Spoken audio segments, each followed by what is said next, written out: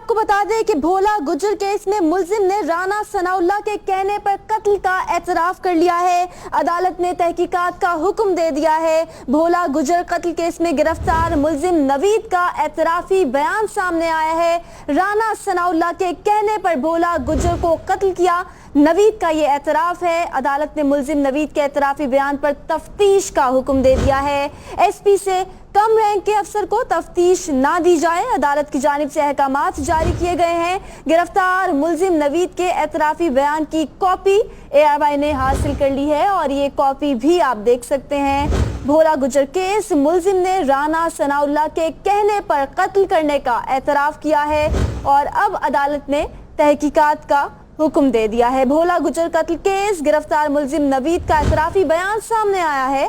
राना सनाउल्लाह के कहने पर भोला गुज्जर को कत्ल किया, नवीद ने ये एतराफ किया है। अदालत ने मुलजिम नवीद के एतराफी बयान पर अब तफ्तीश का हुक्म दे दिया है। एसपी से कम रैंक के अफसर को तफ्तीश ना दी जाए, अदालत की जानिब से अहकामात जारी किए गए हैं।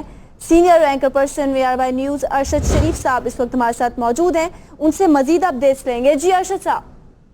जी, डिस्ट्रिक्ट एंड सेशन जज राजा परवेज अख्तर साहब ने 21 अक्टूबर को अनाउंस किया था और आज उसकी डिटेल जजमेंट जारी कर दी गई है। और इसके साथ साथ जो नवीद एलियस जाहिद, इसकी कन्फेशनल स्टेटमेंट है, उसके ऊपर उन्होंने CPO फैसलाबाद को कहा है कि तहकीकात करें और SP से कम रैंक के अफसर को ना दिया जाए। और इसमें बड़ी इंटरेस्टिंग जो कन्फेशनल स्टेटमेंट है जिसकी बेसिस पे डिस्ट्रिक्ट एंड सेशन जज ने तहकीकात का कहा है, उसमें नवीद ने माना है कि उन्होंने ये कत्ल राना सनाउल्लाह के कहने पे किया था और भोला गुज्जर को उसके डेरे में मारने का प्लान बनाया था।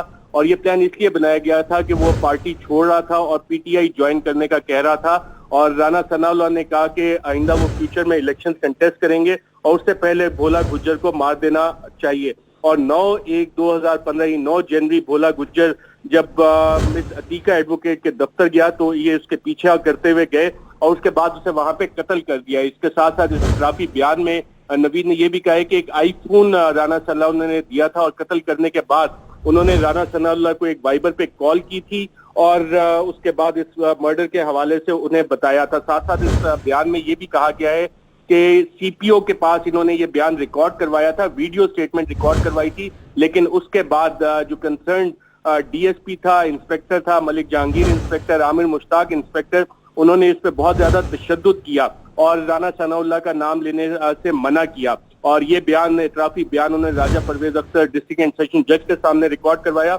और इस इकबाली बयानात की रोशनी में डिस्ट्रिक्ट एंड सेशन जज साहब ने इनको सजाए मौत की सुना दी है। और साथ साथ CPO को कहा है कि इसकी तहकीकात करके 23 नवंबर तक ये report under section 173 of CRPC जज साहब के सामने पेश की जाए, जिसका मतलब है कि अब राना सनाउल्लाह से भी पुलिस को तहकीकात करके ये रिपोर्ट डिस्ट्रिक्ट एंड सेशन जज को सबमिट करनी है। जी। भोला गुज्जर केस, मुलजिम ने राना सनाउल्लाह के कहने पर कत्ल करने का एतराफ किया है। अदालत ने अब तहकीकात का हुक्म दे दिया है।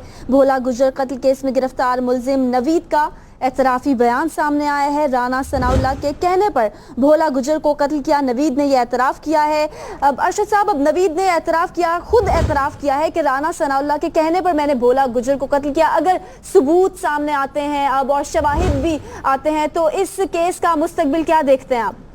जी, इस हवाले से जो जजमेंट है डिस्ट्रिक्ट एंड सेशन जज राजा परवेज अख्तर साहब की, उसमें उन्होंने बड़े वाज़ेह तौर पर ये चीजें बताया है कि जो एतराफी बयान दिया है मुलजिम ने, उसने बड़े सीरियस सवालात उठाए हैं कुछ लोगों के हवाले से जिनको अभी तक तहकीकात का हिस्सा नहीं बनाया गया, उन्हें तहकीकात का हिस्सा बनाया जाए। और जुडिशियल कन्फेशन एक ऐसी स्टेटमेंट है जिसके बाद कानून को हरकत में आ जाना चाहिए। इस जुडिशियल कन्फेशन के बाद, और ये डिस्ट्रिक्ट एंड सेशन जज ने बाकायदा तौर पर लिखा है ताकि इसकी इन्वेस्टिगेशन लॉजिकल एंड्स पे जा सके, जिसका मतलब है कानून अभी तक इस हवाले से हरकत में नहीं आया था। और ये डिस्ट्रिक्ट एंड सेशन जज की फाइंडिंग इस हवाले से जो पुलिस का रोल है उस हवाले से भी इसमें ऑब्जर्वेशन दी गई हैं। बताया गया है कि किस तरह जैसे पहले एक वीडियो एतराफी बयान देने के बाद इस शख्स पर टॉर्चर किया गया, जब बाद में जज साहब के सामने ये कन्फेशनल स्टेटमेंट दी गई है तो अब जज साहब ने ये अहकामात जारी किए हैं कि इसमें तहकीकात की जाए और दीगर मुल्जिमान जिसमें राना सनाउल्लाह भी शामिल है उनको इसमें शामिल किया जाए इन्वेस्टिगेशन में। ठीक है अरशद साहब, इतने संजीदा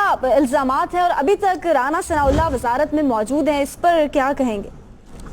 जी बिल्कुल, राना सनाउल्लाह साहब यकीनन इस वक्त लॉ मिनिस्टर हैं। आइन का आर्टिकल 248 कुछ इम्यूनिटीज देता है गवर्नर्स को, मिनिस्टर्स को, फेडरल मिनिस्टर, प्रोविंशियल मिनिस्टर्स, लेकिन वो सरकारी कामों के हवाले से होता है और इस तरह के जो क्रिमिनल एक्ट्स हैं उसमें प्रोविंशियल मिनिस्टर्स की कोई इम्यूनिटी नहीं है। ये एक और बात है कि क्या बतौर लॉ मिनिस्टर वो इन्वेस्टिगेशन से असरअंदाज हो सकते हैं या नहीं हो सकते, और फैसलाबाद उनका अपना इलाका है, वहां का सीपीओ कितनी इंडिपेंडेंट इंक्वायरी कर सकता है। इसीलिए जज साहब ने ये चीज लिखी है कि एक ऐसे एसपी को दी जाए ये इन्वेस्टिगेशन जिसकी के इंटेग्रिटी पे कोई सवालात ना उठ सकें।